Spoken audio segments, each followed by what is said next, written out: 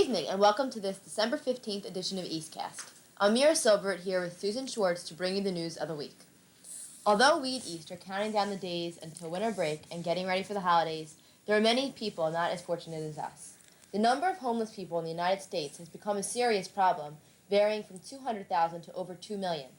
At this festive time of the year, the Interact Club of East will be holding a blanket drive to help the homeless. If you have any blankets that you really don't need, please bring them to the box marked Interactive Communications so that they can be given to someone who really needs them. Tomorrow is the last day of East Goodwill Drive, but there's still time and space for your contributions. Goodwill Industries will use your clothing or any household item to raise money for training and assistance for people throughout South Jersey. Yes, it's more than just old clothes. Any item of household use may be donated. Remember, tomorrow is the last day for the collection here at East. So if you can't get here, then stop by the Goodwill Industries Center on Route 73 and help someone else get back on their feet. There's been a lot of concern recently about the growing neo-Nazi movement here in New Jersey. Monica Wallert spoke to some students and staff of East about their feelings. I think it's going to result in violence, and I don't see why this should bring about violence. It's like, it's not very, if they have their opinions, fine. They don't have to keep it to themselves. They can express their opinion. They don't have to go this far. Well, I don't feel that they should have it, and I feel that they shouldn't give the neo-Nazis any kind of media attention because what they've done in the past. They'll show up for their march, then maybe they'll realize, there's no point. So if people just don't show up, it'll make an impact. Yeah. See, they want people and the neo-Nazis to go. will feel like really lame because they'll have like no purpose in it. Will there be any violence? I think there won't be. I think if a lot of people don't go, but they want people to go to stir things up. If people don't go, and they show that they're like not a big issue, maybe the whole thing can just thin out and it won't be a big thing anymore. I feel that although it's a shame that these groups do have to exist, that we do have to let them march, in order to secure our own rights of free speech. It is written in the Constitution, and therefore they do have the right to go and march. At the march, either people should not go at all, and just leave them alone, don't give any publicity, or if people do want to assemble, they should go turn their backs on them and just hold up signs, with shouting or violence or anything. Let them march. I feel the way Alan Dershowitz does, and that is it's bad to suppress them and let them grow in secret, since we won't know the size of the proportion. Let them come out in public, and that way, people will see them, see how stupid they are, and that way, everything will be fine. Myself, I think that it's a travesty of justice. It is a blatant exploitation of the First Amendment. These people should not be given the permits to march. I think they have a constitutional right to march. I don't like it, but there's really nothing I don't think that anyone can do about it. It's their right.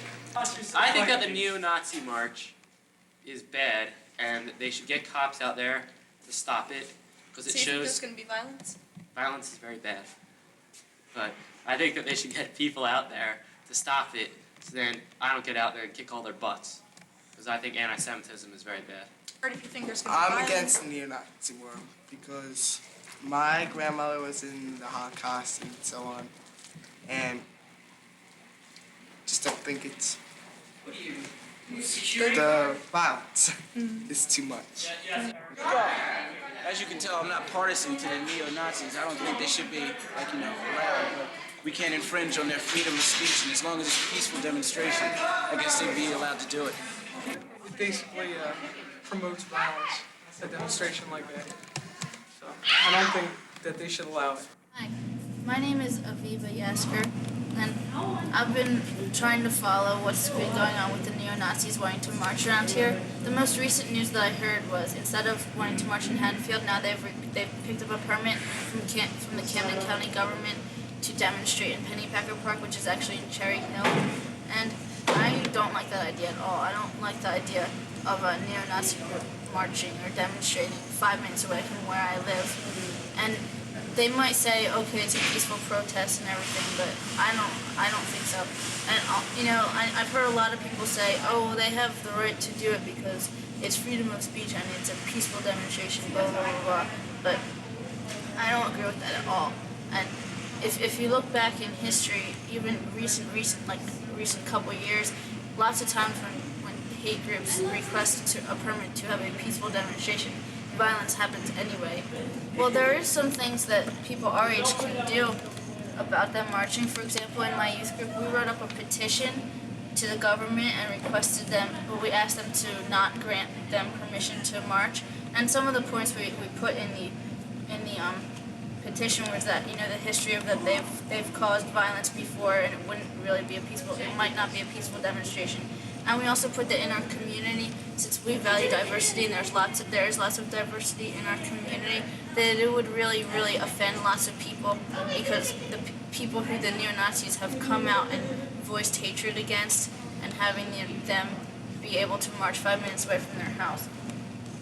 So, everybody can do this too. You don't have to be in a youth group. You can write to newspapers and say, please don't cover it. You can write to newspapers, you can write a letter to the editor, and there's a good chance they'll print it, if it's pretty decent. One good thing to do, I think, is to write to the mayor and ask her she doesn't have permission to say that they can't have the march, but you can ask her to publicly ask the people of Cherry Hill not to support or come to their demonstration, and then it shows that they don't really have support around here. So, I don't know. That's pretty much what I think about neo-Nazis wanting to march. On Tuesday, December 21st, many of East students will be going to the Cherry Hill Hyatt for their annual FOP holiday party. This party is given for handicapped children and adults in Camden County and is sponsored by the Fraternal Order of Police. For many weeks, the students at East have been working after school creating the decorations for the party. Those who are selected to attend the party will spend the day with one of the guests, eating and helping them open presents and visit with Santa Claus. This has always been a very popular activity among the students. In fact, more students volunteer than are needed. Those who are chosen end up with the memory of happy, smiling faces of the people they are with all day. Tune in next week for pictures of this exciting party. Tomorrow, December 16th, the Symphonic Band, Wind Ensemble, and Concert Band will be presenting their winter concert in the East Auditorium. The concert will begin at 7:30 p.m. and is open to all. The groups, which are directed by Mr. Huff and Mr. Yurko, have been working hard to present a varied and challenging performance, so come out tomorrow night for an evening of free music. Although winter sports have not yet begun, we have a report on the postseason honors for our fall sports teams. Mike? Thank you, Susan. This week in sports is rather uneventful because we are in the transition between fall sports and winter sports. The only game was the South Jersey boys All-Star team versus North Jersey Section 1. South Jersey won 4-2 with Cherry Hill East's own Jason Kenning had a goal and an assist, even though 2 weeks before he was diagnosed with mono. One other thing about soccer player Jason Kenning. He tied third place in South Jersey in goals with 23. The Olympic American Field Hockey All-Stars selected by league coaches came out, and 3 girls from Cherry Hill East made it. They were Yvonne Chang, Carol Ann Space, and Lisa Pablosian. Tracy Polite also made second team. East's John Shermer, lineman, and quarterback Ben Steinberg made South Jersey's third team All-Stars. And on defense, Scott Peeler made first team South Jersey All-Star. He led East in tackles and intercepted 5 passes. He also played wide receiver where he scored 10 touchdowns, and he was also the team's field goal kicker. This has been Mike Kravitz for Cable 18. Back to you, Susan. That's it for our news tonight. Special thanks to Mr. Gordon Hampson, cameraman and editor, Mr. Keith Haynes, advisor, and to our student camera person, Jonathan McGallery. Thank you for joining Mira Silbert and Mike Kravitz and me, Susan Schwartz, this evening. Stay tuned for the West Choral Concert, which follows the junior high school news. Tonight we leave you with Ophelia and the things she's donating for the Goodwill Drive. Good night, Ophelia. Ruff!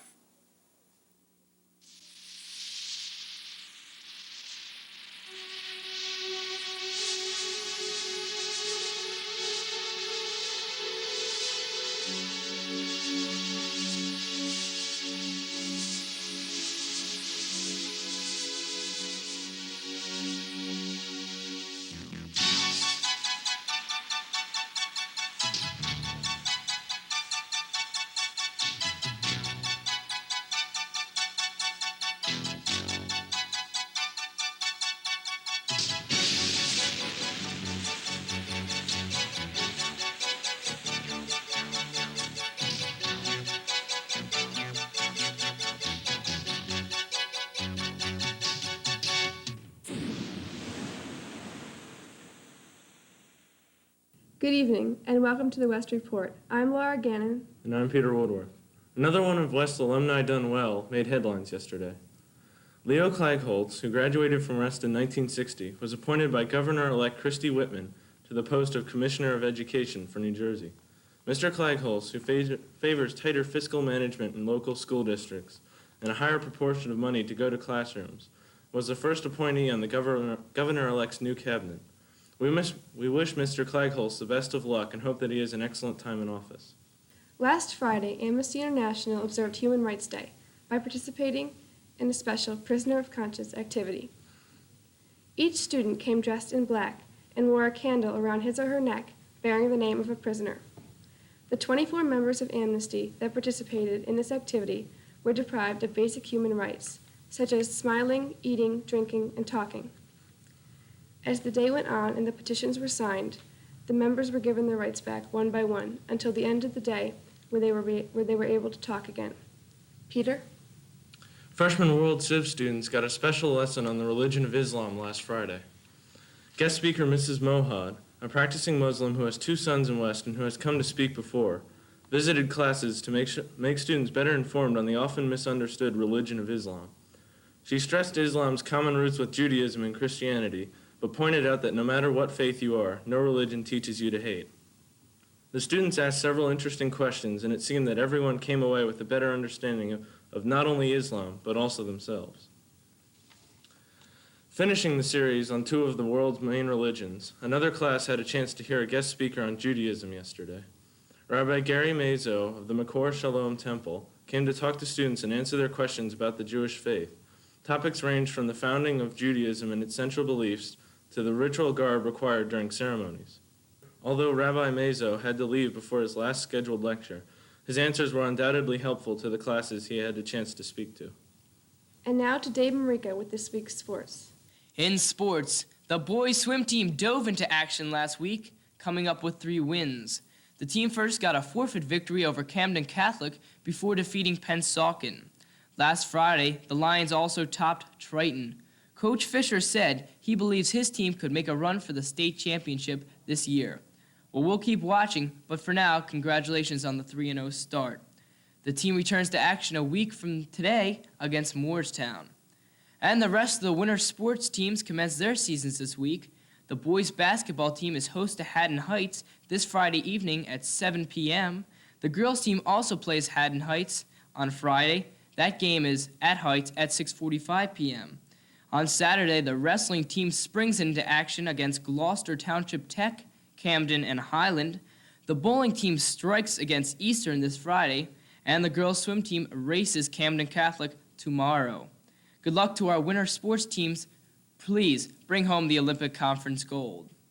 And now it's time for my NFL prediction of the week. Trying to keep my 2-game win streak intact, I chose to analyze the key AFC Central matchup between the first place Houston Oilers and the second place Pittsburgh Steelers. The Oilers come in with a record of 9-4, while the Steelers enter at 8-5. However, Warren Moon's passing attack will be too much for the Steelers' defense to handle. My pick, Oilers 31, Steelers 24. It will be a shootout. Well, that's all the sports. Now back to the West Report. All of West's instrumental groups, wind ensemble, concert band, jazz ensemble, symphonic band, and orchestra, performed in their annual winter concert on Monday at 7:30. The musical groups, with the help of their conductors, Mr. Yurko, Mr. Goldman, and Mrs. Kaczynskis, played the following pieces: Children's March, Sweet Francesi, Festal Scenes, Simple Symphony for String Orchestra, Trail of Tears, Fantasia, Capriccio Espagnole, and Beethoven's Symphony No. 1 in C major. Once again, this concert was a huge success. Every day after school this week, students from every grade will be auditioning their skills at the annual play tryouts. This year's play is The Music Man. On Monday, students auditioned for singing in the chorus, and students trying out for the lead roles auditioned with speaking. Yesterday and today, the students participated in dance auditions, and Thursday and Friday, students will audition by reading from the script in the acting tryouts. Good luck to all. The Nature Defense Club met after school last Wednesday to hear a special guest speaker. Dr. Edward Sleeper, who runs a veterinary clinic in Mount Laurel, came to lecture the club about his experiences studying orangutans in the rainforests of Borneo. He included a slideshow and a brief question and answer time in his presentation, and reminded students that if 2 specific areas of Borneo are demolished, the species will almost certainly become extinct. The meeting had an excellent turnout and, if that's any indication, Borneo and the orangutans will be around for a long time to come. Attention all parents and Honor Society inductees. The National Honor Society induction ceremony has been changed to the evening of January 6th to accommodate with play tryouts. Please make a note of it on your calendars. A scholarship fund has been established in memory of John Corson, the West student who tragically died 3 weeks ago. The organizers of the scholarship fund went to the Burger King on Brace Road for fundraising activities from 5 p.m. to 9 p.m. last night. Burger King donated 15% of all its proceeds to the scholarship. Anyone wishing to donate to John's Scholarship Fund should contact Mrs. Manageri here at West. Thank you for supporting the memory of John. The West family suffered another untimely loss. Mr. Ralph Barkley, music and choral teacher here from 1958 to 1982, died this week. Mr. Barkley's beautiful baritone voice was the source of inspiration, knowledge, and joy to more than a generation of West students. Don McCallum, member of the English faculty, called Mr. Barkley the godfather of West choral program. We mourn Mr. Barkley's passing, but his legacy remains in all the music played and sung here at High School West.